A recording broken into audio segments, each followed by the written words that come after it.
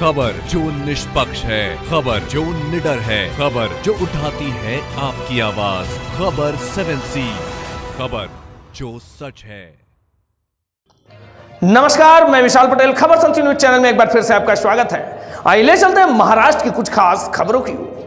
खबर 7C news channel से आज तुमसर नगर परिषद के मुख्य अधिकारी सिद्धार्थ मेश्राम से खबर 7C की खास बातचीत हुई और तुमसर शहर के विकास और नियोजन के विषय में कई मुद्दों पर चर्चा भी हुई। आइए दिखाते हैं खबर 7C से हर्षल खड़से की यह खास रिपोर्ट। नमस्कार, मैं संवाददाता हर्षल खड़से खबर 7C के साथ। आज हमारे साथ जो जुड़े हैं वो तुमसर नगर परिषद के मुख्य अधिकारी श्रीमान सिद्धार्थ मेश्राम सर है। तो चलिए जानते हैं सर के साथ कि तुमसर शहर के विकास और नियोजन के बारे में। सर नमस्ते। नमस्ते सर, इस शनिवार और रविवार जो तुमसर शहर में बूथ केंद्र चलाए गए थे, सर कहीं चुनाव की तैयारी तो नहीं?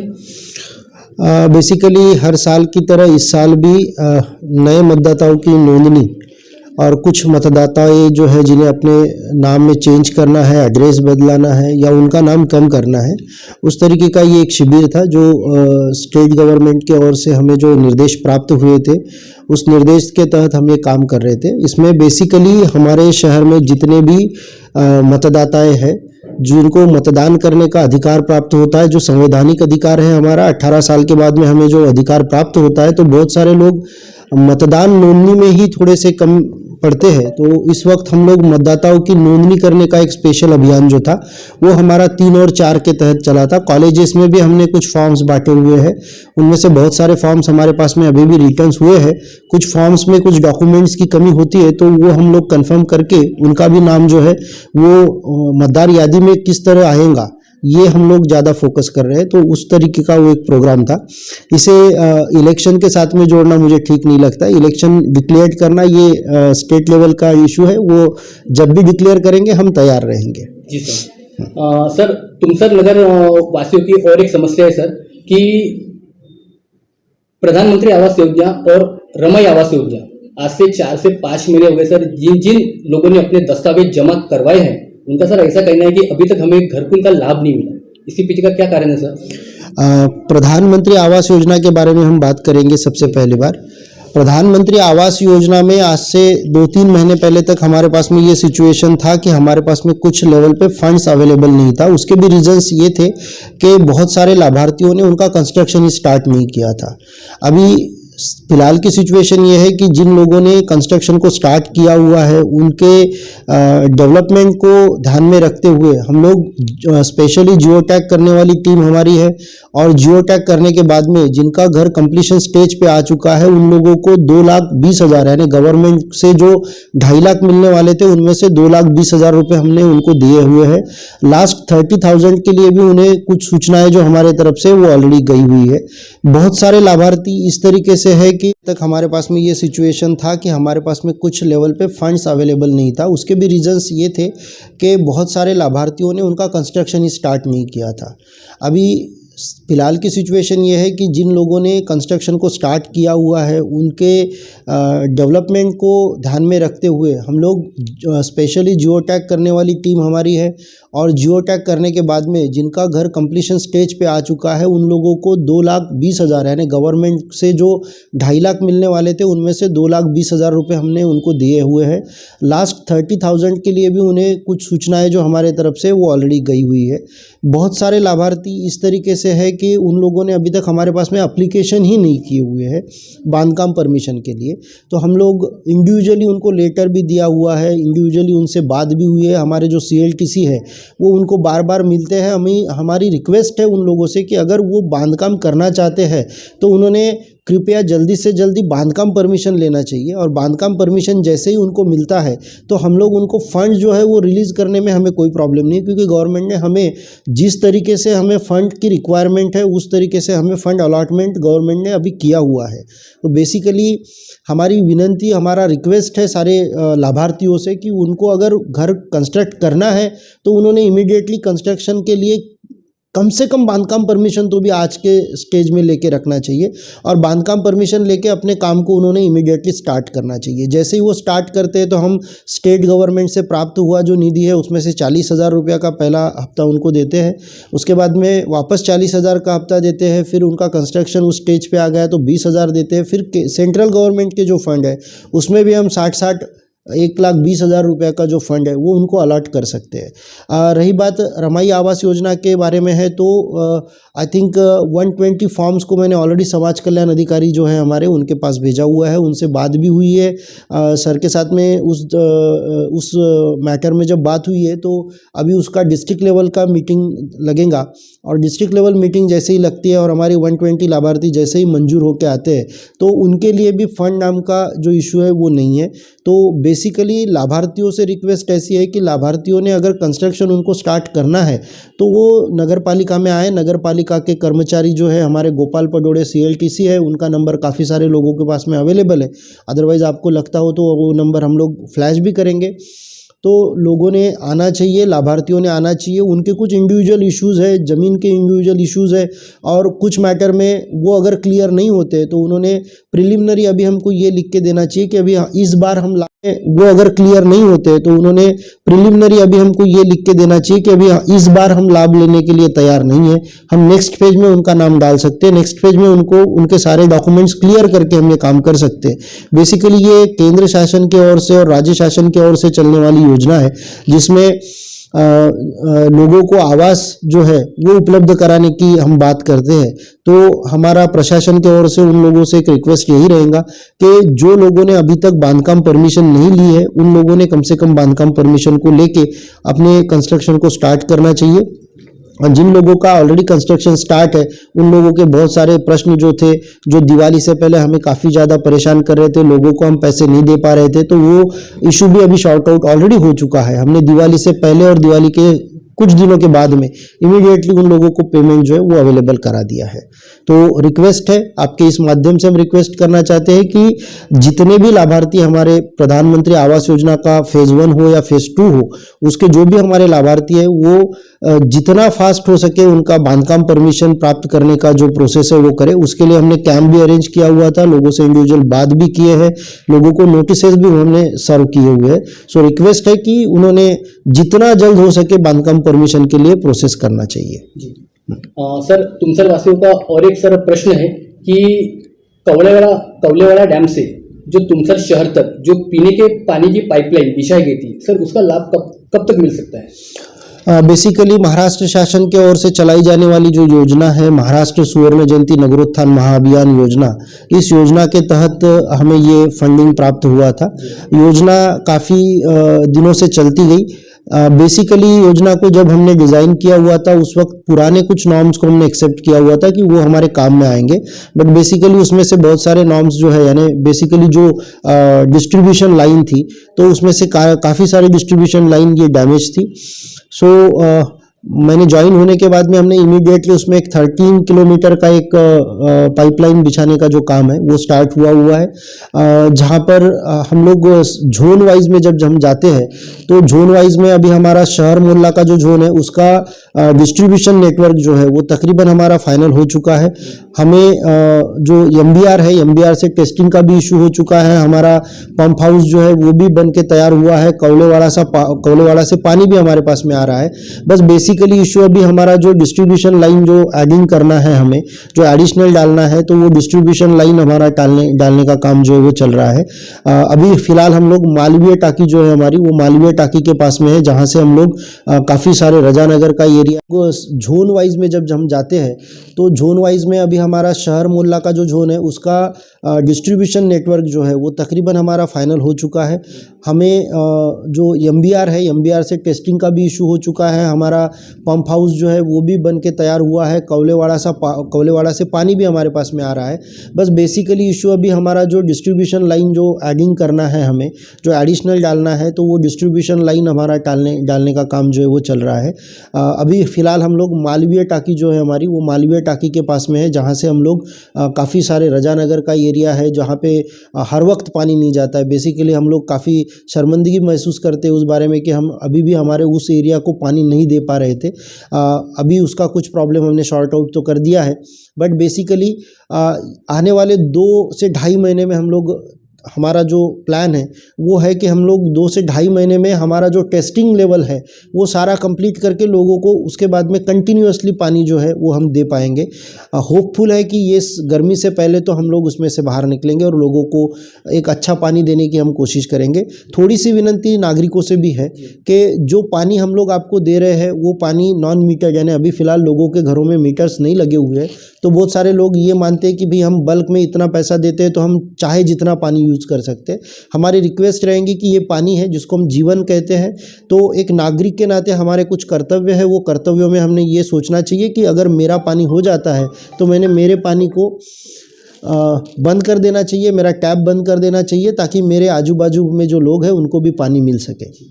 तो आपके सवाल का जवाब देते वक्त मैं सिर्फ इतना कहूँगा कि आने वाले 2 से ढाई मंथ में हम लोग इस योजना को फुल फ्लेज में स्टार्ट कर पाएंगे।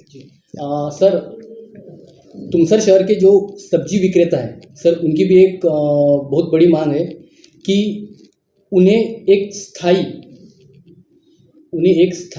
और एक ऐसी जगह उपलब्ध कराई जाए सब्जी बाजार के लिए कि जिससे शहर के नागरिकों को भी असुविधा हो ना हो और सब्जी विक्रेताओं को भी। क्योंकि सर अभी फ़िलहाल पोजीशन ये है मार्केट में कि जो सब्जी विक्रेता है ना उनके पास बैठने के लिए ढंग से जगह है और ना ही शहर के नागरिकों को वहाँ से मार्केट करने के लिए, मतलब बाजार करने के लिए। आपका सवाल काफ़ी सीधा भी है और जो ज़्यादा ज़रूरत वाली बात है उसको फोकस करता हुआ है। एक्चुअल में मैं जब ज्वाइन हुआ उसी वक्त में ये सिचुएशन को ध्यान में रखा था कि भाई यहाँ पर ये सारा सिचुएशन दिख रहा है। विधानसभा में इसका तारांकित प्रश्न भी लगा हुआ था, आई थिंक विधान परिषद में इसका तारांकित प्रश्न भी लगा हुआ था कि सब्जी मंडी के लिए स्पेसिफिक जगह जो है वो अवेलेबल नहीं है।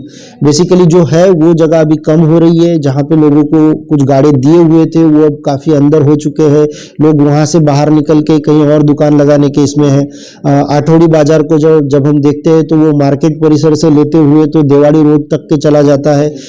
रास्ते में या आवागमन में भी काफ़ी तकलीफें होती है, एक्सीडेंशियल चांसेस भी बढ़ जाते हैं। पुलिस डिपार्टमेंट और नगर पालिका प्रशासन दोनों के लिए वो हेक्टिक सिचुएशन क्रिएट करता है। बेसिकली नगर पालिका के विकास आराखड़ा में ऑलरेडी एक जगह जो है वो लोकेट की हुई है, उस जगह का भू संपादन के और हमारा प्रस्ताव जो है वो चल रहा है। बेसिकली इससे पहले 2003 में भी इसमें कोशिश की हुई थी, काफ़ी टेक्निकल इश्यूज के वजह से वो मैटर थोड़ा सा पड़ा हुआ था। उसके टेक्निकल डॉक्यूमेंट्स जो है वो हमारे कलेक्ट हो चुके हैं, उसमें जो लीगल ओपिनियंस है वो सब हम लेना स्टार्ट कर दिए हैं। उसकी जगह को देखते हुए अभी हमको लगता है कि तकरीबन 5 एकड़ का जो जगह है वो मोस्ट प्रोबेबली हमें अवेलेबल हो पाएगा, बट आज उसके बारे में मैं कंफर्मली नहीं बोल पाऊंगा। आपका सवाल है कि ये सवाल से जुड़ी जो बातें हैं उसमें हमने जो स्टार्ट किया हुआ है उस स्टार्ट में ये ध्यान में आता है कि अभी हम लोगों का आठौड़ी बाजार जिसको हम बोलते हैं, वीकली मार्केट के लिए जो जगह बोलते हैं, तो वीकली मार्केट के लिए जगह का आइडेंटिफिकेशन हम लोग कर दिए हैं। बहुत सारी उसकी जो गोपनीयता है वो हम आपके साथ बात करते हुए हम नहीं निकालना चाहते हैं, बट लैंड को आइडेंटिफाई करते हुए हम लोग उसमें एक्शन लेने के लिए अभी फुल मोड में है। हमारी काफ़ी टीम उसमें इंटरनली वर्क कर रही है। सर और एक बात, आज तक सर तुमसर शहर में कभी भी नगर परिषद के कर्मचारियों को रात्रि के 8 बजे से 10 बजे तक या 11 बजे तक काम करते हुए सर नहीं दिखा गया था, बट सर अभी नगर परिषद के कर्मचारी रात्रि के समय 8 बजे से काम करते दिखाई देते। सर इसके पीछे का क्या कारण है? बेसिकली देश में स्वच्छता का महोत्सव चल रहा है, मैं उसे स्वच्छता का महोत्सव कहता हूँ। हमें हर आदमी में अपने आप में एक स्वच्छता के लिए प्रेरित होकर स्वच्छता के लिए काम करना ज़रूरी है, क्योंकि हमारे बहुत सारे मेडिकल इश्यूज जो है वो वहीं से जनरेट होते हैं, ये हमारा भी मानना है। 2016 से स्वच्छ सर्वेक्षण स्टार्ट हुआ था, अभी हम लोग स्वच्छ सर्वेक्षण में ही प्रोसेस कर रहे हैं। ये सिर्फ स्वच्छ सर्वेक्षण की तैयारी नहीं है, हम बेसिकली चाहते हैं कि लोगों में एक स्वच्छता के प्रति जागरूकता होना चाहिए। और जैसे ही हम लोग यहाँ पर जब ज्वाइन हुए थे तो लोगों का काफ़ी सारे मानना ये था कि यहाँ के कर्मचारी जो है वो काम नहीं करते हैं, टालते हैं, टाइम पास करते हैं, लाइक दैट। तो बेसिकली उसका नियोजन होना बहुत ज़रूरी था। हमारे तरफ में मार्केट है जो एक जगह पर फिक्स है, और मार्केट में शाम होते ही लोगों को, ये सिर्फ स्वच्छ सर्वेक्षण की तैयारी नहीं है, हम बेसिकली चाहते हैं कि लोगों में एक स्वच्छता के प्रति जागरूकता होना चाहिए। और जैसे ही हम लोग यहाँ पर जब ज्वाइन हुए थे तो लोगों का काफ़ी सारे मानना ये था कि यहाँ के कर्मचारी जो है वो काम नहीं करते हैं, टालते हैं, टाइम पास करते हैं, लाइक दैट। तो बेसिकली उसका नियोजन होना बहुत ज़रूरी था। हमारे तरफ में मार्केट है जो एक जगह पर फिक्स है, और मार्केट में शाम होते ही लोगों को ये प्रॉब्लम हो जाता है कि हम कचरा कहाँ डालें। तो ऑब्वियस है कि अगर मेरे पास कचरा डालने के लिए कोई व्यवस्था ना हो तो मैं मेरा कचरा खुले में फेंक दूंगा। बेसिकली घन कचरा व्यवस्थापन नियम को अगर देखते हैं तो ये करना नागरिकों के लिए दंडनीय अपराध है, और हम चाहते हैं कि ये नागरिकों के साथ में ना हो और हमारी सर्विस उस तरीके से हो। इसीलिए हमने कुछ कर्मचारी जो है जिनको नाइट स्वीपिंग्स के लिए रखे हुए हैं, नाइट कलेक्शन ऑफ वेस्ट के लिए रखे हुए हैं, तो वो कर्मचारी अभी आपको शाम में 7 बजे से 10 बजे के आसपास आपको मार्केट एरिया में दिखते हैं। मार्केट एरिया जो है ये सबसे ज़्यादा गार्बेज वल्नरेबल होता है, क्योंकि बहुत सारे व्यापारी वहाँ पर होते हैं, बाहर से आने वाले बहुत सारे लोग वहाँ पे होते हैं, तो सबसे ज़्यादा गंदा होने वाला जो एरिया है वो मार्केट एरिया होता है। तो हमारा मानना है कि उसको अगर शाम में हम लोग एक बार साफ़ कर लेते हैं तो दूसरे दिन सुबह हमको उसको ज़्यादा साफ़ करने की ज़रूरत नहीं रहती। मार्केट जल्दी भी अगर स्टार्ट होता है तो कचरे के गंदगी के वजह से उन्हें कोई प्रॉब्लम नहीं होता है, और काफ़ी अच्छा रिस्पांस नागरिकों से भी मिलता है। हमें लग रहा था कि लोग नहीं दे पाएंगे, लोग हमसे कुछ बारे में नाराज़ होकर कुछ इश्यूज़ खड़ा करेंगे, बट अभी हम ये देखते हैं कि हमारे जितने व्यापारी हैं वो काफ़ी खुश है। जब हमारी शाम में गाड़ी जाती है तो वो लोग खुद आते हैं, कचरा डालते हैं, गीला और सूखा कचरा अलग अलग देते हैं। हमारे घंटा गाड़ी वालों से जब हमने बात की तो उन्होंने बोला कि सर इसका रिस्पॉन्स जो है वो बहुत अच्छा है। तो नाइट स्वीपिंग ये पर्टिकुलरली होना चाहिए। अभी हमारा डे स्वीपिंग जो है रेसिडेंशियल एरिया, उसका भी प्लान जो है वो एग्जीक्यूट ऑलरेडी हो चुका है। हमारी जो सुबह की झड़ाई होती है, तो बेसिकली मुझे जो ध्यान में आया था कि सफाई के लिए कर्मचारी जैसे सुस्त है, वैसे ही हमें नागरिकों में भी थोड़ी सी जिम्मेदारी जो है वो खड़ी करनी पड़ेगी। बेसिकली ये मैं नहीं बोलता हूँ, ये घन कचरा व्यवस्थापन नियम बोलता है, और भारत का नागरिक होने के नाते मेरी सारे नागरिकों से रिक्वेस्ट है कि हमारे घर में जो गीला कचरा होता है वो अगर हमने अलग दिए तो शायद कचरे की जो समस्या है वो 0% में हो जाएंगी। बेसिक सोर्स है कि आपका जो सेग्रीगेट मटेरियल जो नगर पालिका के घन कचरा की गाड़ी में आना चाहिए वो अगर हमें मिलता है तो हमें वहाँ ज़्यादा टाइम पास करने का चांस नहीं मिलेगा। हम सीधा गीला कचरा लेंगे, उसको सेकेंडरी सेग्रीगेशन करने की ज़रूरत नहीं रहेगी। हमारा काफ़ी सारा 2-3 घंटा है वो वहाँ पे बच जाएगा, तो हम उतने वक्त में ज़्यादा लोगों के घर 0% में हो जाएंगी। बेसिक सोर्स है कि आपका जो सेग्रीगेट मटेरियल जो नगर पालिका के घन कचरा की गाड़ी में आना चाहिए वो अगर हमें मिलता है तो हमें वहाँ ज़्यादा टाइम पास करने का चांस नहीं मिलेगा। हम सीधा गीला कचरा लेंगे, उसको सेकेंडरी सेग्रीगेशन करने की ज़रूरत नहीं रहेगी। हमारा काफ़ी सारा 2-3 घंटा है वो वहाँ पे बच जाएगा, तो हम उतने वक्त में ज़्यादा लोगों के घरों तक पहुँच पाएंगे। तो जितने भी सुजान नागरिक हैं उनसे विनती है कि उन सुजान नागरिकों ने हमारे इस अभियान में हमारे साथ में उन्होंने हमें साथ दे, और हमें साथ दे के हम हमारे तुमसर शहर को स्वच्छ शहर, भारत का स्वच्छ शहर उसको किस तरीके से बना सकते हैं, उसमें उन सब लोगों की जो पहल है वो हमें अपेक्षित है। हम फिर से विनती करते हैं नागरिकों से कि नागरिकों ने हमारी जो स्टार्टअप हुआ जो प्रोग्राम है उस प्रोग्राम में नागरिक हमें थोड़ा सा सहकार्य अगर देते हैं तो आने वाले स्वच्छ सर्वेक्षण में, जो स्वच्छ सर्वेक्षण 2023 हो रहा है, उसमें शायद भारत के पहले 10 शहरों में तुमसर शहर का नाम आ जाएगा। जी सर, बिल्कुल सर। शायद यही कारण है सर कि आपकी तुमसर शहर वासियों में एक कर्तव्य दक्ष एक अधिकारी के रूप में आपको देखा जाता है। Thank you. मेरा आखिरी सवाल सर, जहाँ तुमसर के नागरिक आपको एक कर्तव्य दक्ष के रूप में देखते हैं, तो सर वैसे ही आपके नगर परिषद के कुछ महिला कर्मचारी हैं, कुछ नहीं महिला कर्मचारी है आरोग्य विभाग की सर, अभी एक चर्चा का विषय है कि आपके जो आरोग्य विभाग के जो महिला कर्मचारी है उनका ऐसा कहना है कि आज तक इस नगर परिषद में जो बाकी सीओ नहीं कर पाए वो आज हमारे मेश्राम सर करने जा रहे हैं, कि उन सारे लेडीजों को नालियों के काम से निकाल के रोड झड़ाई के काम का जो नियोजन है सर वो बना रहे हैं। तो सर ये क्या सच है सर? और सर अगर ये सच है तो सर आज तक के जो अभी तक जो सर सीओ आए मुख्य अधिकारी सर आए, उन्होंने सर ऐसा नियोजन क्यों नहीं किया? बेसिकली ये सिचुएशन से डिपेंड होता है। स्वच्छता का जो विषय है उसमें यहाँ हमारे तरफ में सिर्फ एक ही बात होती थी कि मेन रोड जो है उसको झाड़ लिया तो मैटर ख़त्म हो जाता है। सिर्फ मेन रोड को ही देखना है, बाकी अंदर के जो रोड है वो ज़्यादा नहीं भी झाड़ते तो कोई इशू नहीं होता है। तो हमारा ये मानना है कि रेसिडेंशियल एरिया जो है वो कम से कम दिन में एक बार तो भी उसकी स्वीपिंग होना चाहिए। हमने ये देखा है कि बहुत सारे हमारे नागरिक खुद ही झाड़ लेते हैं, वो हमारे लिए स्वच्छाग्रही है। बेसिकली वो स्वच्छाग्रही है।